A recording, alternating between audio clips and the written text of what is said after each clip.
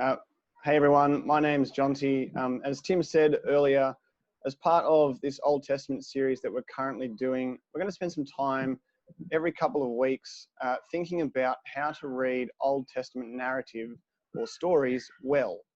Now this week, we're going to look at the importance of the shape of a story. Now, when we're reading Old Testament narrative, we need to remember that it's a story and that every story has its own shape. Now, this shape is formed by things like the setting and the crisis, the turning points, the climax, and the resolution. And every story's shape is going to be slightly different.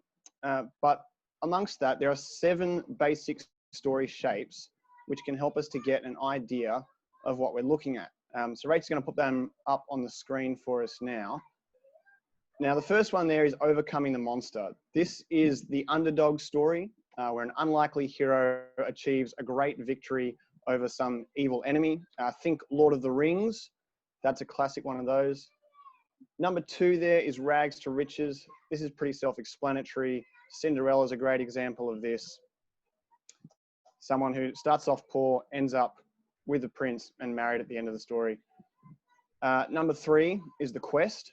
This is a journey of discovery. The protagonist, the main character, goes out to discover, often these days in the stories, it'll be to discover themselves. The Wizard of Oz is a classic example of this. The 4 main characters all go off on a journey of discovery. Number 4 on there is voyage and return. Lots of children's stories use this storyline. This often involves a journey to some sort of magical land. So things like Peter Pan or Alice in Wonderland, classic examples of this. Number 5 there is the comedy. This is pretty much any romantic comedy movie ever made. And even most sitcoms, so things like The Office, stuff like that. Usually you have 2 characters in this story that are destined to be together, but for many and often funny reasons, they're kept apart for a long time. Now, number 6 on the list is tragedy. A lot of Shakespeare's work falls into this category. In this, the main character is often a villain, and he'll usually end up dying in the end. You might hear someone say that tragedy is where everybody dies in the end. And if you're into Shakespeare, you'll probably know King Lear. That's probably one of his best known full-on tragedies. And the last one there is rebirth. This is a story where the villain becomes a hero. So if you're into Star Wars, Darth Vader's character goes on a storyline of rebirth throughout that original trilogy. So those are some basic storylines. But the next thing we need to have a think about is some cultural tendencies, because our culture will have its own general way of telling stories. So most Hollywood movies that you'll see will have their climax at the end of the story. But this isn't the case in every culture. In the Old Testament, a lot of stories will climax in the middle, and their shape can be described as what someone's called up the mountain and back down the other side to the cafe. Now, in stories like this, both the climax in the middle and the cafe at the end are very important. The crucial parts of any story, though, are the turning points, things like the crisis and the climax. And there can be many smaller turning points as well during a story, because these drive a story forward and they keep you hooked.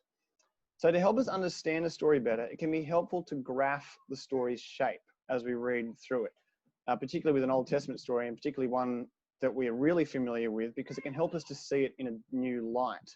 It can help us to see visually where the crisis is, where the turning points are, where the climax is. Now, there's all sorts of different ways you can do this, but on the screen now, Rachel's put up a graph that I've done of the first half of the Bible reading today, the first half of chapter 16. The vertical axis that you can see there is good fortune at the top and ill fortune at the bottom. And the horizontal axis is time. So we start at the beginning and we move through. And you can see that when Samson is under threat, so when the Philistines have surrounded his house in the first few verses, or when Delilah asks him to tell her the secret of his strength, I've moved the line into the ill fortune zone.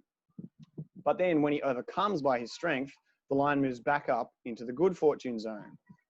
And you'll also notice that as we move through the chapter, these changes start to happen faster.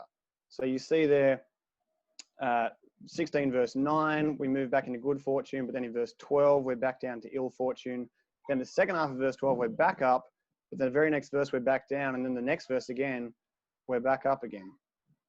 So those changes are really starting to come thick and fast. What we're going to do now is we're going to split up into breakout groups, and I want you to have a read through the second half of Samson's story that we just read, so from verses 15 to 31, and bring up the whiteboard on Zoom, get one of you in your group to share the whiteboard and have a go at finishing this graph that I've started for you.